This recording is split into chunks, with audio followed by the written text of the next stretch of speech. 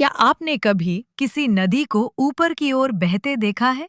नहीं, ये कोई फिल्मी सीन नहीं है, ना ही कोई कंप्यूटर ग्राफिक्स। ये है भारत की एक ऐसी जगह जहां प्रकृति खुद नियम तोड़ देती है, जहां एक नदी गुरुत्वाकर्षण की परवाह किए बिना नीचे से ऊपर की ओर बहती है।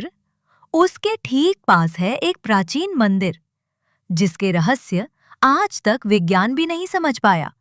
क्या ये कोई चमत्कार है या फिर कोई छुपा हुआ विज्ञान? चलिए आज जानते हैं। रहस्यमयी मंदिर जहां उलटी बहती है नदी की सच्ची, चौंकाने वाली और आध्यात्मिक कहानी। यह रहस्यमयी स्थान स्थित है भारत के पश्चिमी घाटों के एक घने जंगल में।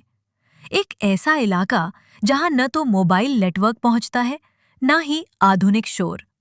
बस प्रकृति की आवाजें, पेड़ों की सरसराहट और एक अजीब सी नदी जो लोगों को अपनी ओर खींचती है। कहते हैं कि कई 100 साल पहले एक महान तपस्वी इस जंगल में तपस्या कर रहे थे।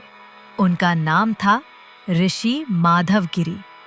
वे इतने तेजस्वी थे कि देवता तक उनकी तपस्या से प्रभावित हो गए। लेकिन एक दिन एक असुर उस क्षेत्र में आ गया और गांव वालों को परेशान करने लगा।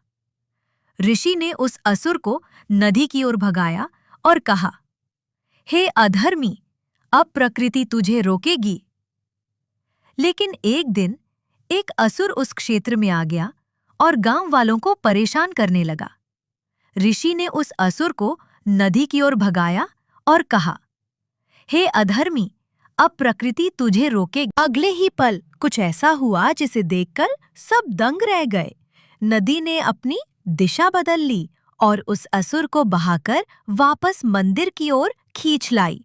इस घटना को लोगों ने दैवीय चमत्कार माना और तभी से ये नदी ऊपर की ओर बहती है। जब इस जगह की खबर बाहर फैली तो कई वैज्ञानिक, भूगर्भशास्त्री और रिसर्च टीम्स यहाँ पहुंची। उन्होंने पाया कि नदी में जो बहाव ऊपर की ओर दिखता है वो एक विशेष ऑप्टिकल इल्यूजन हो सकता है, या फिर यहाँ की भूगर्भीय संरचना ऐसी है कि जमीन की ढाल दिखाई नहीं देती, लेकिन असल में वो नीचे ही है। परंतु टेस्ट करने पर सामने आया कि पानी वाकई में ऊपर जा रहा था। मतलब ये सिर्फ भ्रम नहीं है।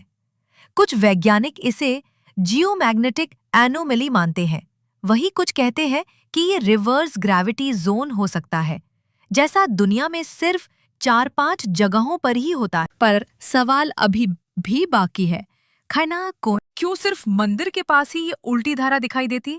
त्र्यंबकेश्वर मंदिर का निर्माण सप्तऋषियों के समय का माना जाता है। यहाँ की दीवारों पर प्राचीन लिपियों में कुछ ऐसे मंत्र खुदे हुए हैं जिनका अर्थ आज तक कोई नहीं जान पाया। मंदिर का गर्भगृह पृथ्वी से करीब 10 फीट नीचे है और वहाँ हर समय जलधारा बहती रहती है ऊपर की ओर। यहाँ के पुजारी बताते हैं कि हर पूर्णिमा और अमावस्या को नदी का बहाव और तेज हो जाता है, मानो कोई अदृश्य शक्ति उसे चला रही। विदेशी यात्रियों के अनुभव। 2007 में एक जापानी डॉक्यूमेंट्री क्रू यहाँ पहुंची।